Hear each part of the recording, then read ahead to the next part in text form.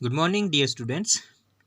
Dear students, in our next grammar session, we'll do the models. Dear students, हम आज के अपने इस वीडियो में समझेंगे मॉडल्स के बारे में. हमारा ग्रामर का अगला टॉपिक मॉडल्स. तो dear students, there are 13 modals in all. Can, could, may, might, shall, should, will, would, must, ought to, used to, need and dare. तो इस तरह से टोटल 13 मॉडल्स होते हैं जो हम करेंगे, जो हमारे सिलेबस में है. ओवरऑल भी 13 ही मॉडल्स होते हैं. इनको ऑक्सिलरी वर्ब्स भी बोलते हैं.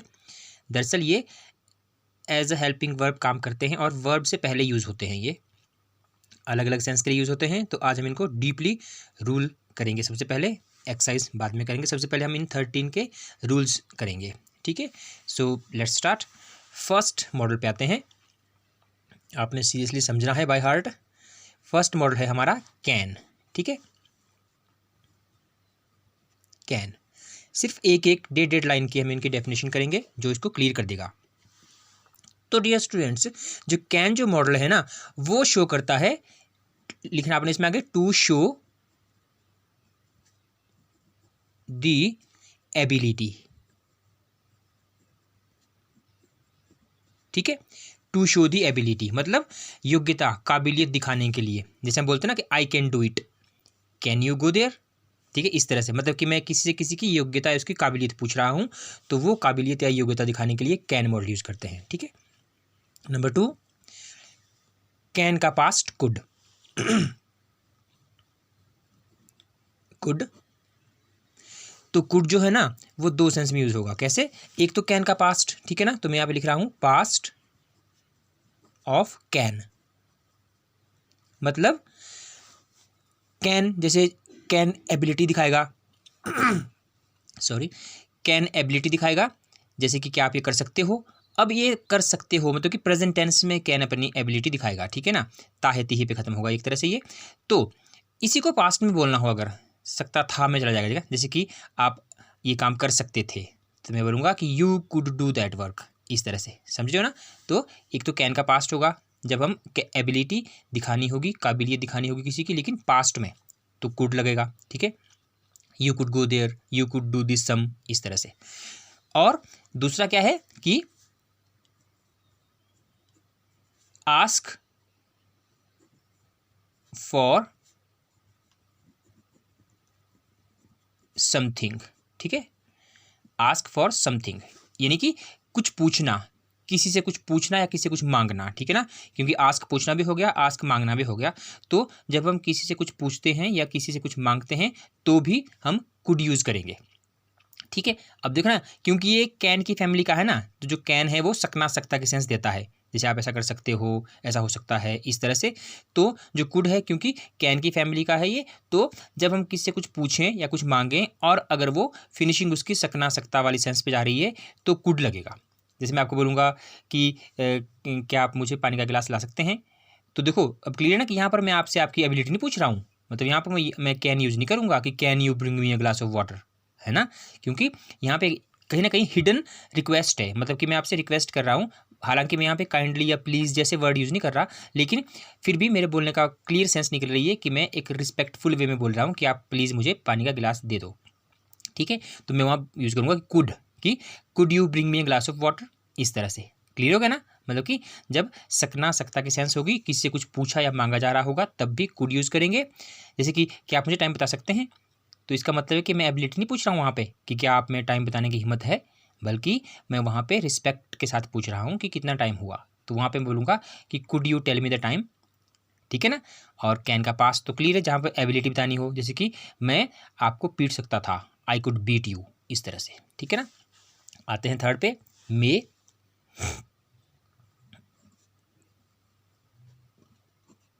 अब ये स्टूडेंट्स, मे आप बहुत यूज़ करते हो, तो इसमें आपने फर्स्ट मेन करना हमने कि फॉर परमिशन. ठीक है ना, जो मे जो मॉडल होगा वो परमिशन के लिए, यानी कि आज्ञा, है ना, आज्ञा देना या आज्ञा लेना. जैसे आप स्कूल में भी बोलते हो ना टीचर से कि may I come in sir, may I go to toilet, may I go to water, इस तरह से. तो यानी कि आप परमिशन मांग रहे हो वहाँ पे. अब देखो थोड़ा सा कन्फ्यूजन रहता है कैन और मे में, क्योंकि कैन भी सकना सकता के सेंस देता है और मे भी सकना सकता के सेंस देता है। क्या मैं अंदर आ सकता हूँ, क्या मैं ये कर सकता हूँ, तो कितना फ़र्क है दोनों में। कैन आई डू दिस, क्या मैं कर सकता हूँ, वहाँ पे हम मे आई डू दिस नहीं बोलेंगे, क्योंकि मैं वहाँ पे काबिलियत बता रहा हूँ कि मैं ये कर सकता हूँ, आई कैन डू दिस, ठीक है ना। वहाँ पे हम आई मे डू दिस नहीं बोलेंगे, ठीक है।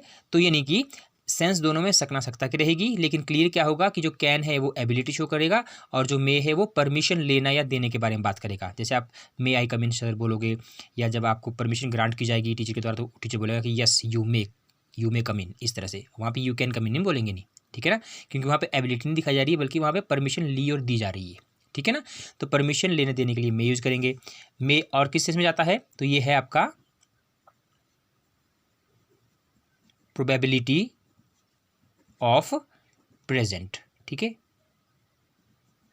प्रेजेंट की, वर्तमान की हमारी संभावना होगी, प्रोबेबिलिटी होगी, ठीक है। श्योरिटी नहीं है, प्रोबेबिलिटी है कि कुछ हो सकता है, तो वहाँ पे भी मे यूज़ करेंगे। जैसे मैं बोल दूंगा कि आज मैं शिमला जा सकता हूँ, यानी कि अभी संभावना है ना, मैं गया नहीं ना शिमला, तो मैं वहाँ पे यूज़ करूँगा कि आई मे गो टू शिमला, इस तरह से, ठीक है ना। आज बारिश हो सकती है, इट मीन की संभावना व्यक्त कर रहा हूँ मैं, अभी हुई नहीं है ना बारिश, तो हो भी सकती नहीं भी हो सकती, तो मैं वहाँ पे यूज़ करूँगा कि इट मे रेन टुडे। अब क्लियर हो गया ना, यानी कि संभावना के लिए भी यूज़ करेंगे इसको, प्रेजेंट की संभावना ना, क्योंकि सकता है सकती है एक सेंस आएगी ना इसमें, और परमिशन लेने देने के लिए भी मे यूज़ करेंगे, ठीक है ना। इसके अलावा मे और किस में होता है, ब्लेसिंग में, विश में, है ना, जैसे कि मे गॉड ब्लेस यू, इस तरह से। फोर्थ पे आते हैं माइट, ठीक है।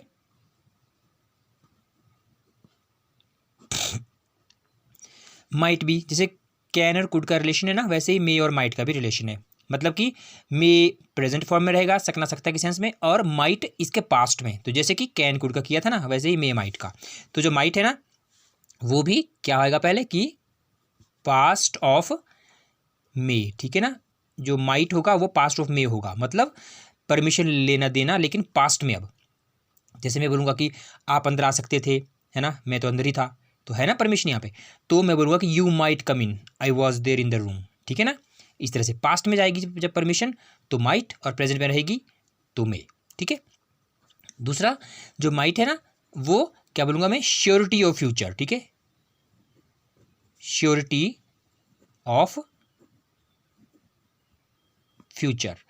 जब हम पक्का श्योरिटी देते हैं फ्यूचर की कि ऐसा ही होगा, है ना, तो वहाँ पर माइट लगेगा। जैसे मैं बोलूँगा कि आप बहुत मेहनती बच्चे हो, आप बहुत होशियार हो, आप पास हो जाओगे पक्का, है ना, मैं ऐसे बोलूँगा। यानी कि पक्का जब श्योरिटी दे रहा हूँ मैं, तो वह माइट बोलूँगा मैं बोलूँगा कि you are a very intelligent student, so you might pass, ठीक है ना। अब वहाँ पे यू मे पास नहीं बोलूँगा मैं, तुम पास हो सकते हो। अगर ऐसे बोलूँगा मैं, तब तो वहाँ पे वो प्रोबेबिलिटी आ जाएगी, है ना।